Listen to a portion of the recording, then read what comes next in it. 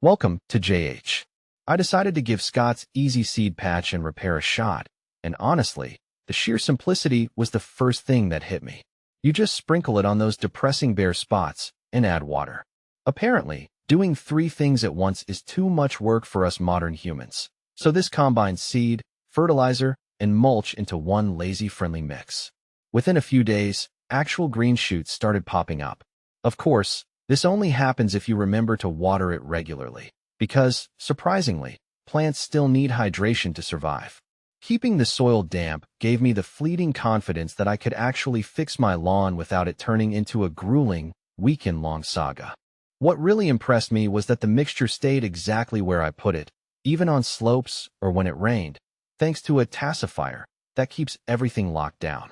The mulch swells up to hold the seeds in place, which is great because nobody wants their future grass migrating to the neighbor's yard like a runaway pet.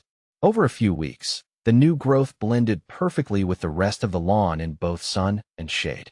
Sure, some spots were more high maintenance than a toddler and needed extra watering to perform, but overall, it's a clever one-step solution.